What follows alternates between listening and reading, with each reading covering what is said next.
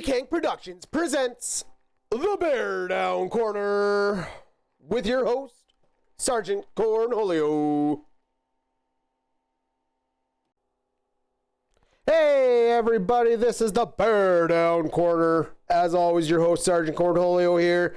This week we got the NFC East on tap for the state of the franchise, and then we'll dive into a little bit of around the league and maybe not go for the, quarter of an hour mark this week.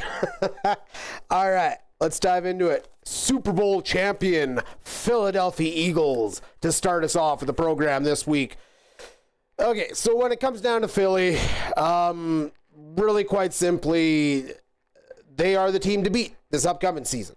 Okay, but they lost 11 players in free agency, quite a few being starters or very high caliber backups that could be starters. So first off, long stay of Josh Sweat no longer there. They lost the wonderful middle services of defensive tackle Milton Williams to the New England Patriots. Kenneth Gainwell found himself in Pittsburgh along with Darius Slay, veteran cornerback. Also went to Pittsburgh. Mekhi Becton, their former starting guard, went to the Los Angeles Chargers. They lost Paris Campbell to their rival Cowboys. He was a former first-round pick. Not quite a bust, but not quite first-round capabilities. But then he revitalized himself in Philly. So he's gone. Brandon Graham, they lost to retirement. And you know what? The list goes on for the rest of their backups and so forth. But the main pieces are those boys. So what do? Well, let's tell you what they did. They went out and they decided on something. They decided we're gonna go based on obviously our format with what their legendary defensive coach Vic Fangio is doing for them, which is that horrific 3-4 that just, it messes with people. All right, we had it when he was in Chicago when what was his name? John Fox. Yes, good old John Fox, former head coach Carolina Panthers, but he came over to us and he coached the Broncos too for a stint. But then failed there, came to us. I think he only lasted like 2 years or whatever it was in Chicago. Either way, what I'm trying to say is during the time Vic Fangio was there,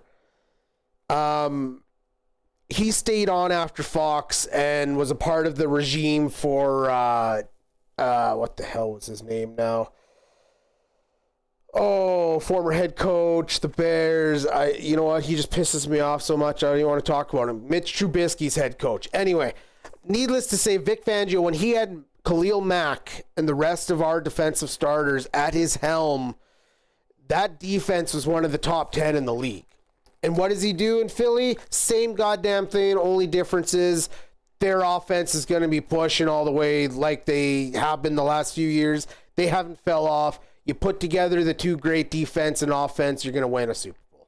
And that's exactly what they did. So they go out and they get younger, okay? They go out and get outside linebacker Joshua Uch, a rotational pass rusher, but that fits the mold of Fangio's system.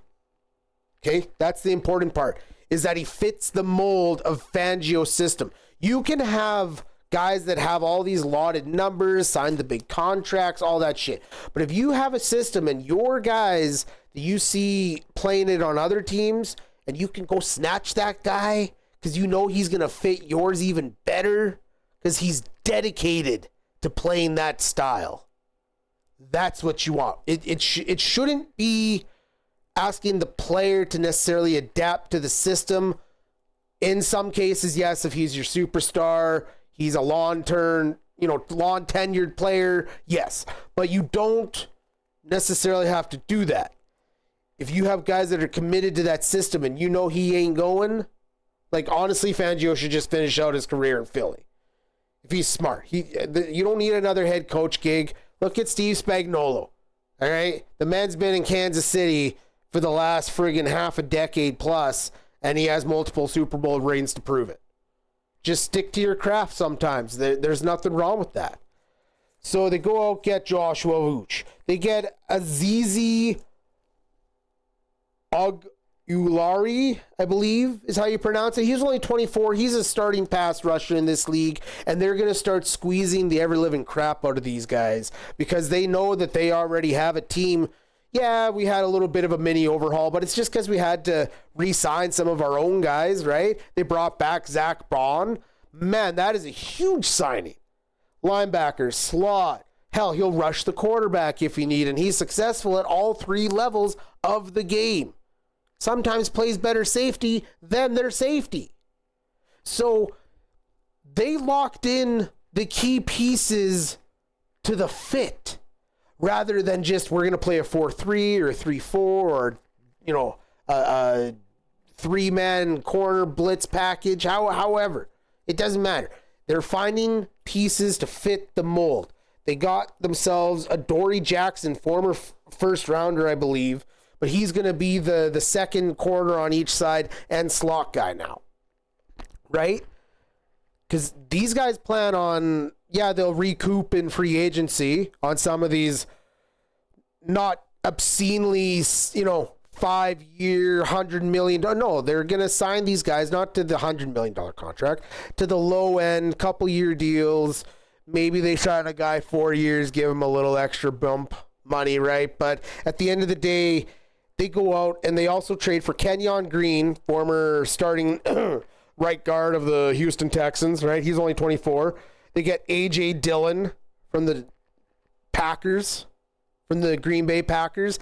That's a huge signing. Have you seen that man's quads? All right.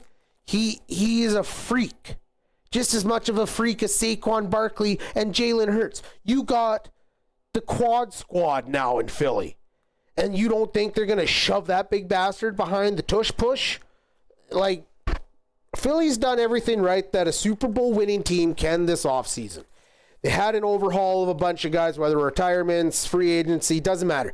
They looked at, okay, well, we got our core guys. They assessed who their core is.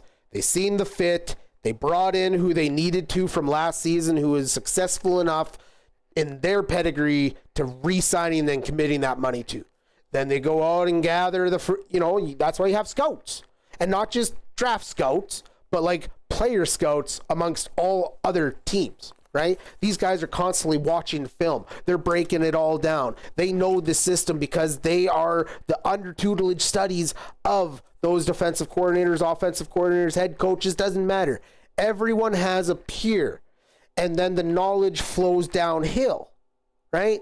So Philly has done a very wonderful job. Honestly, instant playoff, like the whole, if they're going to make playoffs, not make playoffs, like I could break down all day long, but really when it comes to it, they've revamped where they needed to revamp.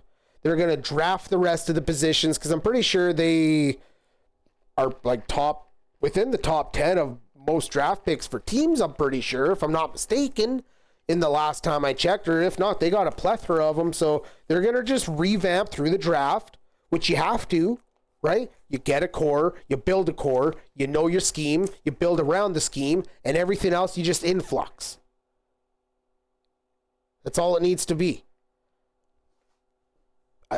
I know that hits and misses can really screw up the assembly line, but I like what Philly's done. I like what Philly has done. And there's no reason they can't even repeat next year, really. As much as I hate to say that, I myself would like to see a Buffalo Bills Super Bowl win next year, or preferably a Chicago Bears, but I'm being optimistic, realistic. But I like the future of my team. I like the future of the Philadelphia Eagles. As an actual overall NFL fan, they have a very solid program there because everyone believes and buys into the culture, right? This band of brothers is Philly tough. So I could see them repeating possibly. I would put a repeat question mark, but it wouldn't surprise me. You can't bet against a team that has the talent stacked roster that they do in the equivalency of what they've done because they're not keeping everyone. They have a core. They've built around the core, and they're not afraid to replace when it comes time. But solid program out in Philly. The Washington Commanders, all right. So they trade for Deebo Samuel. All right. Wide receiver 2 or wide receiver 1B, whatever you want to call it. Terry McLaurin is the number 1 receiver there. We all know that in Washington. All right. Jaden Daniels, obviously starting quarterback, superstar phenom, young second-year quarterback now. They go out, they get a number 2 for him. They got some other signings where he'll fill out the rest of the depth chart, but really they're getting solid at wide receiver. They got good depth. All these guys have a year playing together if they're brought back. So wide receiver core is looking good.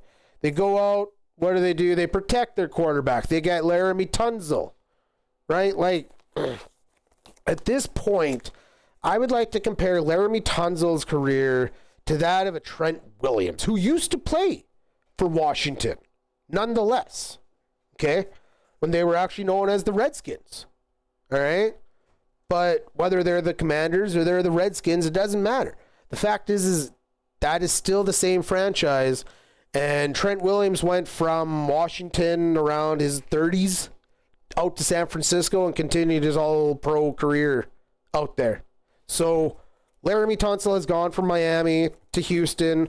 I don't know what the hell happened, but apparently there is some big fallout amongst the O-line within Houston and like have jettisoned most of their offensive starting people.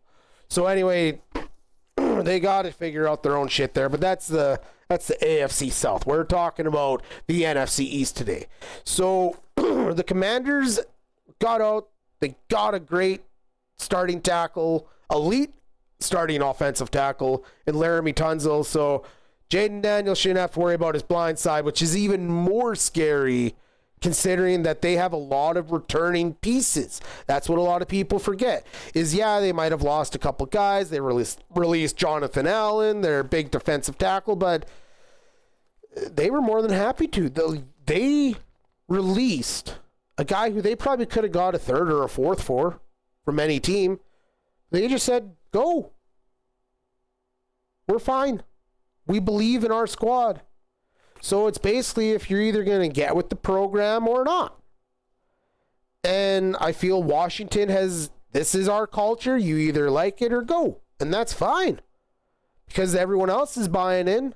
So big additions more so in that essence, because they also brought back Bobby Wagner, former linebacker, Seattle Seahawks, right? Legendary linebacker, actually. That man just, like, it's like shit just guides to him. He's a magnet. It just comes towards him. The man, I think, is entering, what, his 14th, 15th, maybe even 16th NFL season coming up. Like, he ain't no spring chicken, but he's like a Ray Lewis. He is this generation's version of Ray Lewis. That is what I compare Bobby Wagner to.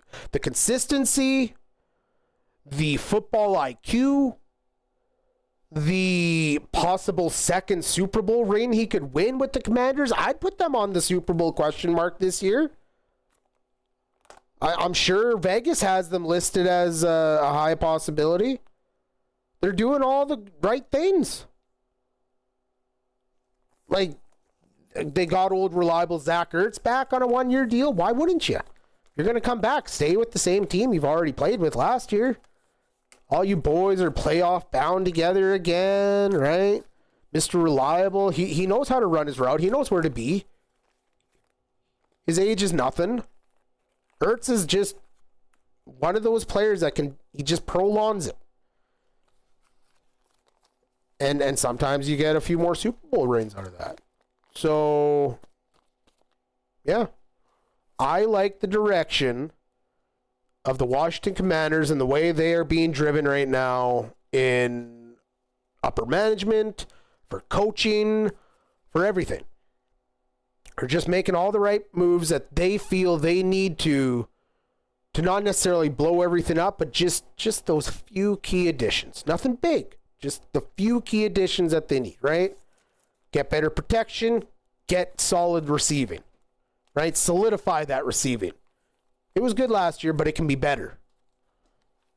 So you got your number one, Terry McLaurin, playing the way he did with Jaden Daniels, showing his elite receivership in this league.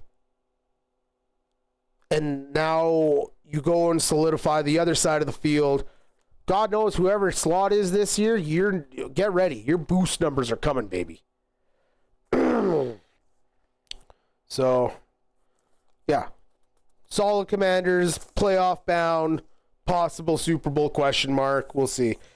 All right, the Cowboys. Well, the Cowboys break down simply in terms of, I don't know what the hell Jerry Jones is thinking. So they let their starting running back Rico Dowell sign as the backup over in Carolina. I don't see them giving the extension they did to Chuba Hubbard and then going to sign Rico Dowell on a 1-year deal. And if you're worried as a fantasy fan, I wouldn't be too much. Like, Miles Sanders was there last year. Really, I would compare Miles Sanders and Rico Dowell. He would have had the same numbers if he was forced into a starting role in Carolina last year, but Hubbard beat him out for a reason, right? The good old Canadian boy in Carolina is just going to be fine with the Dallas backup, former starting last year. So Dallas this year has gone on a bit of a trend, signing former first and second round picks. All right. They have a mass exodus of these former first and second round picks who, based on talent, possibly scheme fit, right? We can't leave that notion out. Dallas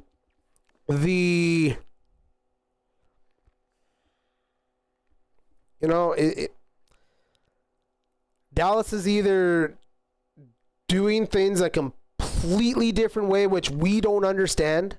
Maybe that's why to me it kind of seems like funny, but maybe it's a strategic way, right? Because you think of it, when has Jerry Jones ever done normal, right? He goes and he signs the career assistant offensive coordinator in Brian Schottenheimer, okay? Son of legendary coach Brian Schottenheimer. Or sorry, Marty Schottenheimer. Yeah, I'm thinking of Brian Billick, but yeah. Anyway, Brian Schottenheimer is now getting the chance to be the head coach of the Dallas Cowboys. Now, did he blow away Jerry Jones with his interview process and he decided to hire within his already coaching staff? I have no freaking clue. I ain't gonna lie. I don't know how the hell that man thinks, but if he's decided to go on this route, he's trying to be unorthodox in the way of how he used to be. All right, go get the big name head coach from a few seasons ago, like Mike McCarthy, or I'm going to sign the hot assistant that was on my team back in the day, Jason Garrett, right? We all know how he pretty much drove Wade Phillips out of town, even though Phillips had probably one of the most winningest records in regular season for the Cowboys in most recent memory. Outside of McCarthy with his couple seasons, but that's when Prescott was healthy. And even Prescott can't stay healthy in a season. He misses either the rest of the season to go golfing, or the guy's packed up for at least 6 games every year. His numbers are inflated because they're always down, so then he's forced to be throwing the fucking ball. So because of that, he feels he needs to be paid as the best player in the league because, I can get 3 touchdowns in the second half, because you have no other choice. And because by that point, the other team is so far ahead, they don't give a shit. They got their second liners out there. They got their backups. Sit the fuck down, Dak Prescott. You ain't shit. You ain't shit. Hell, Tommy DeVito could probably outplay your ass. Third stringer / former starter last season in New York. Don't even get me started on New York. You're going to, I hope, have a laugh with what I have planned for them.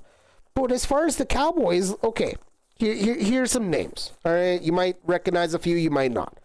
So they lose their backups, both in Trey Lance and Cooper Rush. So now all the fall goes on Dak Prescott, okay? They hire Brian Schottenheimer. They won't re-sign Micah Parsons, their best defensive player, to a long-term deal when he has 1 year left remaining. But yet they gave out just last year to their 2 stars in Prescott and CD Lamb, which Lamb deserves. He's a good receiver, but again, his numbers might be a little inflated based on situational football, right?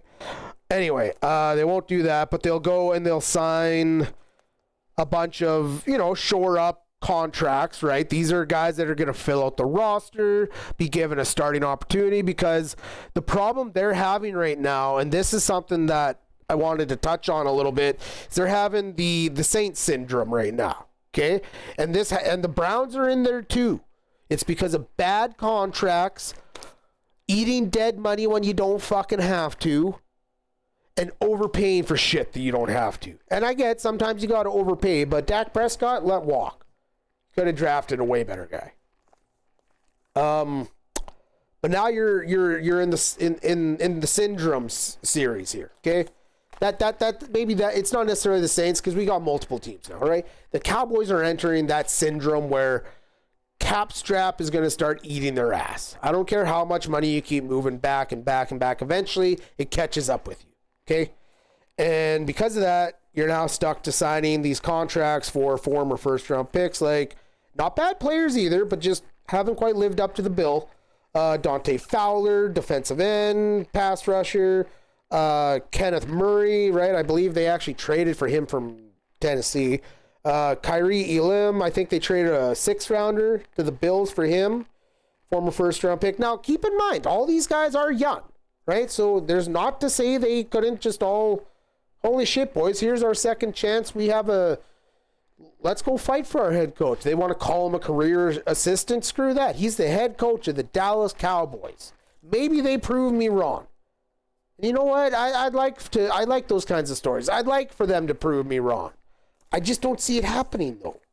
All right? Solomon Thomas, I'm sure a lot of you will recognize his name. Former 49er and Colts player. Peyton Turner, like some of these names I had to research. He's a defensive end. Former first-round pick, I believe Tennessee or something like that. Former second-rounders, Javonte Williams, formerly last played for the Denver Broncos. He was their starter the last few seasons. Miles Sanders, we already talked about him from Carolina. He signed there.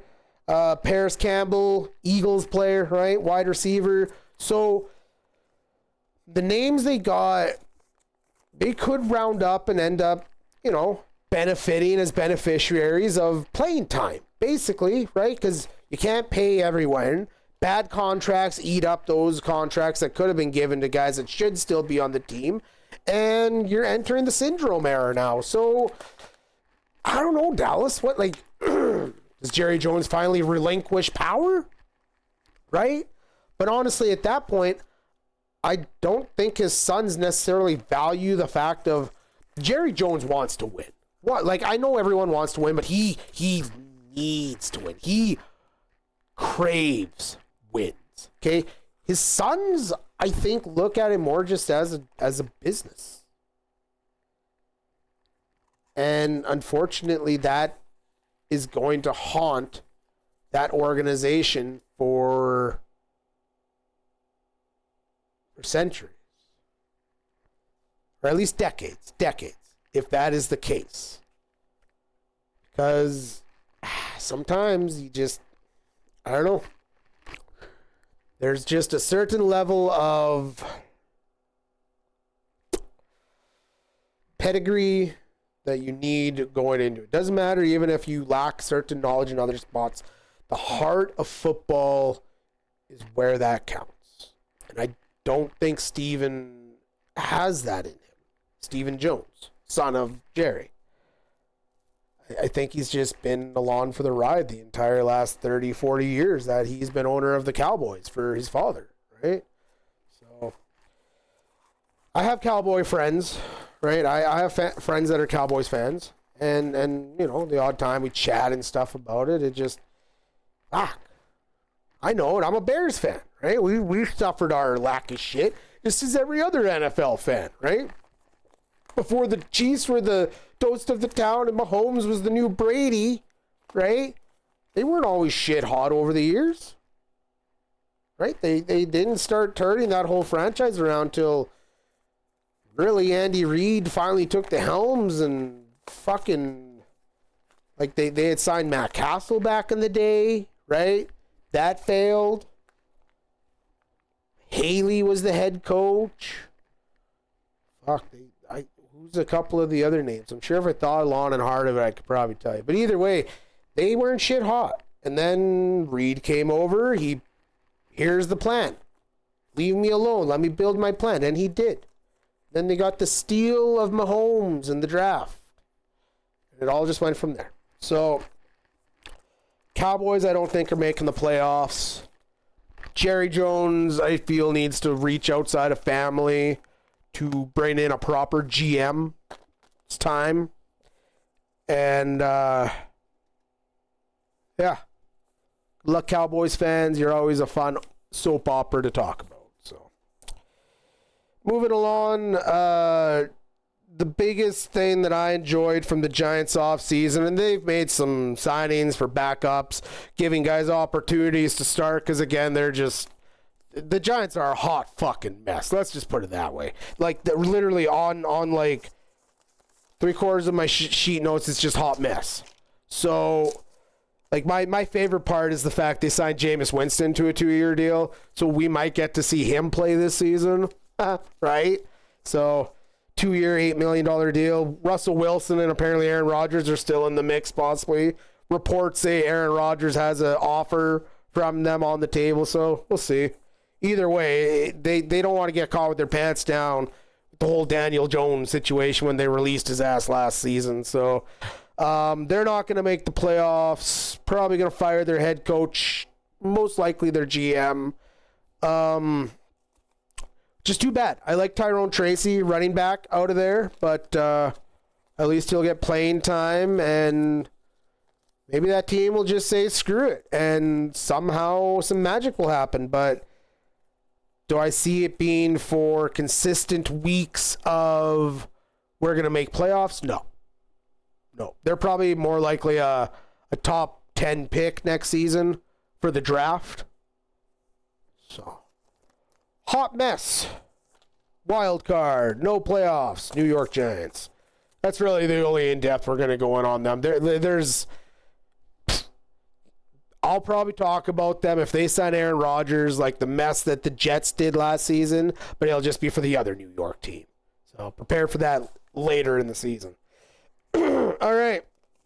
That wraps up state of the division this week, NFC East, where we discuss the Philadelphia Eagles, the wonderful Commanders, Dallas Cowboys, and not much on the New York Giants, because really they've done not much noteworthy shit. Around the league, we got Patriots player personnel Elliott Wolf very firmly expressing to the reporter there in their most recent press conference, we'll be picking the best player available. So based on what I see, who's picking at where, they could have some real talent falling in their laps. Abdullah Carter, Travis Hunter, like maybe they get a big boy on the line if those two aren't available to protect their quarterback, an investment in Drake May, former number 3 pick last year. So that'll be interesting. Steelers, Cameron Hayward states, we are in a state of urgency. To break down simply that, he is a veteran defensive lineman and realizes the team has a plethora of veterans and players. Let's not forget, the Steelers went and traded for DK Metcalf and then met his contract demands to the point where he is a top paid receiver in the league, but he's going to be number 2 next to Pickens. He already said he'd take a back seat, but they don't even have a quarterback. Got Mason Rudolph on their contract list right now. And God knows whoever else. The other name I haven't even looked up. But either way, they've been in talks with, again, Russ, again, Aaron Rodgers, whoever other veteran quarterbacks, right? Go out, trade for Kirk Cousins, or you're moving up in the draft. Those got to be your only 2 plays at this point. I don't think Aaron Rodgers is going to get you over the hump, because Hayward also talked about him in another interview earlier on, where he basically said, you either want to be a Steeler or you don't. That comes with a certain level of just the way their culture is built, the way Mike Tomlin expects out of his players. So I'm excited to see who they get and who they commit to as quarterback one this season, because that's going to spell it out for the rest of the league, right? In the direction of who they feel is going to lead them to the promised land. But I don't know. I think Steelers still could be a playoff team, that they have the talented level of defense needed to make that push. Now, again, just like every other team, they've lost some guys, added some guys, but they still have some real talent with Micah and TJ Watt on the edge. Like, top safety, top outside linebacker, edge rusher. Then you got big boy Hayward still playing at his all-star level. Yeah, I see that, why he says state of urgency for them. So, I don't know. Who do you like at quarterback, ladies and gentlemen? And drop it in the comments on who you like as the Steelers quarterback heading into the season. And we'll do a little multi-choice. It'll be between Rodgers, Kirk Cousins, Russell Wilson, or other, right? Whether they draft or sign someone unexpected. So we'll leave that in this week's comment section. As far as the rest, not much else. Stafford comes out. Laud's Devontae Adams edition is big addition. Okay, so you like what you formerly seen and you think you guys can connect? Great. Ty Conklin, former tight end of the New York Jets, signs with the Los Angeles Chargers on a 1-year deal.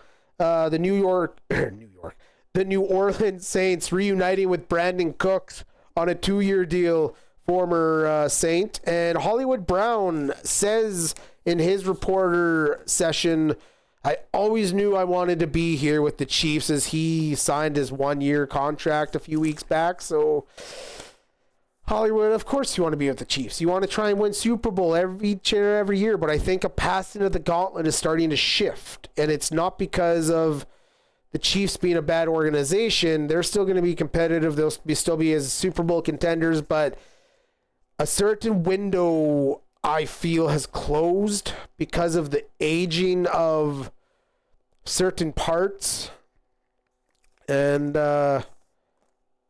I feel we're about to enter into a new age of the NFL where maybe it's going to be more, I don't know, Bills, Eagles, Bears, Commanders, whoever other hot teams, maybe the LA Chargers start stepping up, Baltimore Ravens, right? Cincinnati Bengals. A new era is coming, and whether it's this season, next season, you look at eras of decades, right? And we're now midway through the 2000s, kind of like when the Patriots, we had a bunch of other teams step up. So stay tuned as we enter in and continue the NFL offseason. I am Sergeant Cornholio. This has been the BearDown Corner. You can catch us on Spotify, Apple Music, Amazon Music, iHeartRadio, and of course YouTube. And we are at you every Tuesday at 6 o'clock General Mountain Time in the AM, the podcast release. You have a great week, and we will catch you next time.